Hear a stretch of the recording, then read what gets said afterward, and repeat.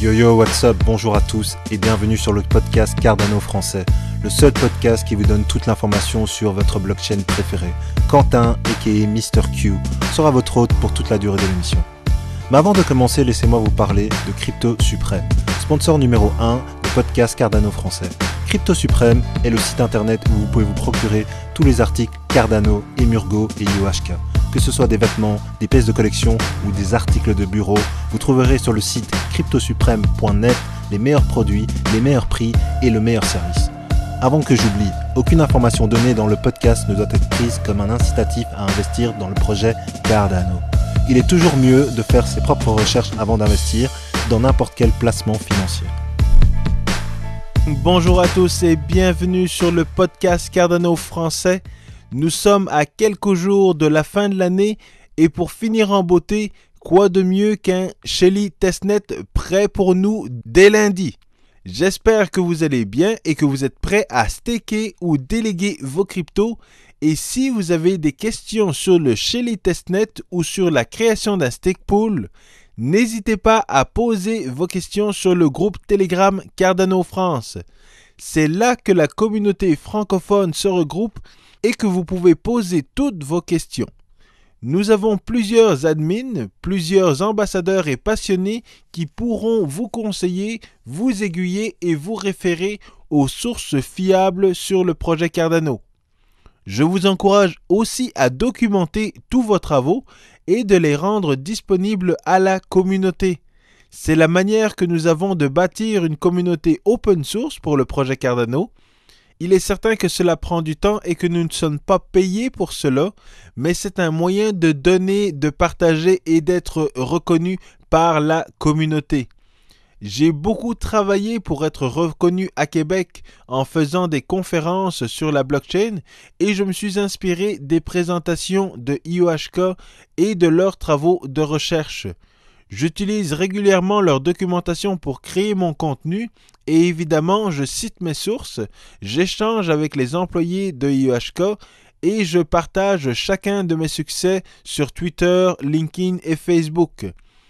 J'ai été approché pour donner une conférence à Revenu Québec, qui est l'agence québécoise qui perçoit les impôts et les taxes des citoyens, et j'ai donné proche de 4 heures de conférence avec une formation sur Marlowe.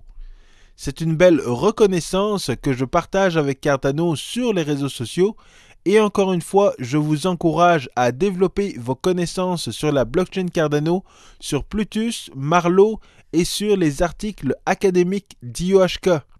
Développer du contenu visuel, des présentations et de la documentation pour la partager à la communauté. Sachez que le plus important dans le projet Cardano, ce n'est pas IOHK, Emurgo ou la fondation.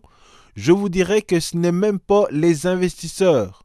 Ce sont les contributeurs à l'écosystème, les développeurs, les admins sur les réseaux sociaux, les utilisateurs de la plateforme et tous ceux qui aident sur le groupe Telegram Cardano France. La communauté est au cœur de ce projet que nous affectionnons.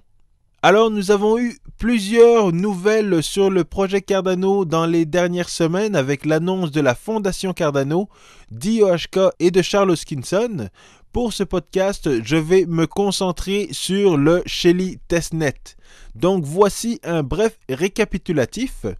Le 29 novembre dernier, nous avons eu un premier snapshot pour nous assurer que nous étions capables de participer au Shelly Testnet en déplaçant nos EDA sur les wallets de Yoroi ou de Daedalus. Et IOHK a pris une première photo de tous les wallets, ce qui nous a permis de vérifier les différentes balances dans les deux environnements. Le deuxième snapshot a eu lieu le 5 décembre dernier et IOHK a donc pris un deuxième snapshot des différents wallets et c'est ce snapshot qui était le plus important pour participer au Shelly Testnet. Alors l'importance d'être prudent et de prendre le temps de passer de la théorie à la pratique et enfin au mainnet est le fait que Binance, qui est l'un des exchanges le plus gros dans notre écosystème, a eu de la difficulté à gérer les transactions d'EDA la veille du dernier snapshot. Binance est une compagnie très respectée et je n'aurais jamais pensé qu'ils auraient bloqué les EDA de leurs utilisateurs. C'est pour vous montrer à quel point ce petit test est important pour Binance, pour Coinbase, pour Kraken et tous les autres exchanges, parce qu'ils vont commencer à offrir des services de staking. Les exchanges auraient pu tout simplement attendre que le Shelly Testnet soit sur le mainnet, mais pas du tout. Ils veulent étudier, comprendre et maîtriser tous les paramètres de Shelly maintenant pour faire de l'argent maintenant et continuer à faire plus d'argent plus tard. Les exchanges ont pris le temps de lire la documentation de Cardano pour évaluer comment ils pourraient prendre avantage du protocole Proof of Stake. Donc si de gros joueurs comme Binance commencent à staker, à créer des pools et à déléguer à leur propre stake pool, vous comprendrez qu'il est mieux que IOHK prenne le temps de valider le protocole et de valider la théorie avant de passer sur le mainnet. Le succès du projet en dépend. Alors actuellement, nous sommes dans la phase d'enregistrement des stake pools, mais dès lundi, nous pourrons commencer à déléguer dans les différents pools. Et pour cela, vous devez enregistrer votre stake pool officiellement pour qu'il soit listé sur Daedalus ou sur Yoroi. Même si vous décidez de staker vous-même vos millions d'EDA, vous devez vous enregistrer pour pouvoir auto-déléguer vos EDA à votre stake pool. Il va y avoir énormément de compétition et j'ai bien hâte de voir comment cela va se dérouler.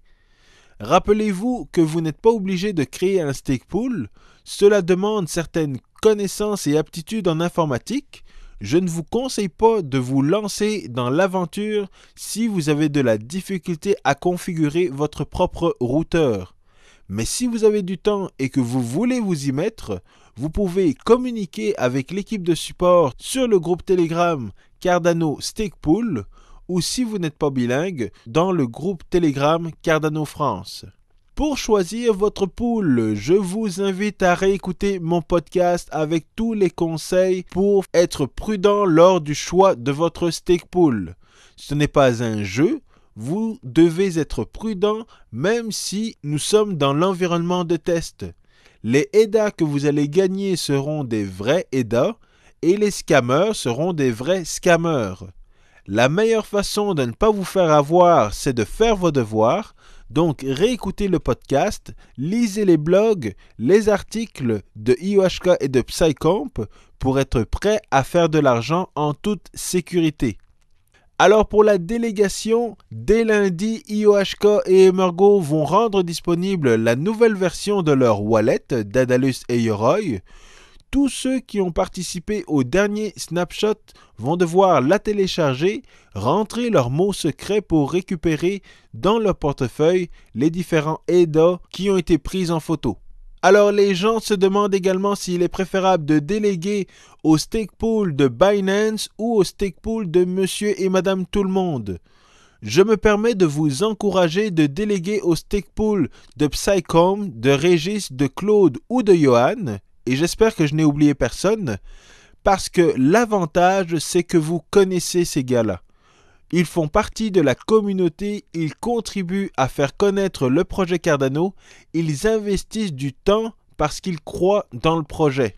Pour Binance, ce n'est pas la même chose, c'est un projet parmi tant d'autres, donc cela ne va pas changer grand-chose pour eux. Faites attention aux facteurs de saturation. Si le stake pool devient trop populaire, il risque d'atteindre le point de saturation et de diminuer vos gains. C'est un mécanisme pour encourager la décentralisation et pour prévenir contre certaines attaques. Cela va donc être important de prendre cette information en considération lors du choix de votre stake pool. Alors, en parlant de gains, vous devez savoir que le pourcentage de gains est annuel. On parle de 7 à 13% par année, ce qui est beaucoup plus élevé que n'importe quel compte épargne partout dans le monde, à moins que vous soyez riche et bien connecté. Le calcul des gains sera dynamique, un peu comme pour le protocole Bitcoin. Selon moi, le pourcentage devrait être élevé au début et se stabiliser au fur et à mesure. plus il y aura de participation sur la blockchain, moins nous aurons de gains, moins il y aura de transactions, plus le pourcentage sera élevé. C'est un peu le même principe d'ajustement dynamique de la difficulté pour miner le Bitcoin. C'est une formule qui fonctionne bien depuis presque 10 ans maintenant, et donc la version améliorée de Cardano est vraiment une bonne idée. Il faut se rappeler que nos gains doivent venir de l'appréciation de Cardano et non pas du nombre d'EDA que vous allez accumuler avec le staking. Et pour vous faciliter les choses, IOHK a créé une calculatrice vous permettant d'estimer, selon certaines métriques, les gains que vous allez pouvoir faire lors de la délégation et du staking. Le lien sera dans la description. Alors j'ai bien hâte également de voir cette nouvelle version de Daedalus et de Yoroi qui va nous permettre de staker, de rechercher un pool et de déléguer nos cryptos pour commencer à gagner de l'argent. Encore une fois, IOHK s'est basé sur la théorie des jeux, sur ses recherches académiques et scientifiques pour assurer une participation active de la communauté. Et c'est là que cela devient intéressant. IOHK veut utiliser le fait que chacun des participants va tout faire pour maximiser ses gains. Cette motivation peut se transformer en argent ou en accomplissement personnel comme pour la réputation. Sans encadrement, cela amène à l'anarchie, mais avec les bonnes règles et les bons incitatifs, il est possible de faire bénéficier le système et que tout le monde soit gagnant, exactement comme dans le protocole de Bitcoin. L'élément le plus important d'une blockchain publique est le mécanisme pour inciter les participants à participer honnêtement au protocole. Si le modèle n'est pas bien défini, les gens ne participeront plus. S'il est trop difficile, les gens vont se décourager et s'il est trop facile, trop de gens vont y participer. Trouver l'équilibre est très difficile et c'est ce qui fait toute la beauté du Bitcoin. Mais Cardano est capable de reproduire cet équilibre si le projet continue d'être minutieux, rigoureux et patient.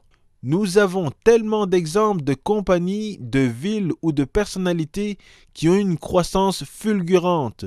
Mais ce n'est pas ce que nous recherchons pour Cardano. Aujourd'hui, lorsque vous regardez le iPhone, vous voyez un téléphone. Parce que Apple a cumulé tellement de succès avec le iPhone que nous ne parlons plus d'innovation. À la sortie du iPhone 3G, on parlait de révolution. Et pourtant, Apple a passé plusieurs années à construire le premier iPhone. Dites-vous que IOHK suit la même méthode de succès qu'Apple, Microsoft ou Google. Donc dans 10 ans, imaginez ce que nous dirons du projet Cardano. Nous voulons que le projet perdure et je suis sûr que vous êtes prêts à attendre quelques mois de plus avant d'être sur le mainnet. Alors je termine là-dessus. N'oubliez pas de liker le podcast, de vous abonner à la chaîne YouTube et de partager l'information avec vos proches. Dès lundi, nous serons en mesure de staker et de déléguer nos EDA sur la blockchain Cardano. Je vous partagerai mes impressions et j'ai bien hâte de recevoir vos impressions sur votre expérience dans le groupe Telegram Cardano France. Je vous dis à la prochaine. Peace.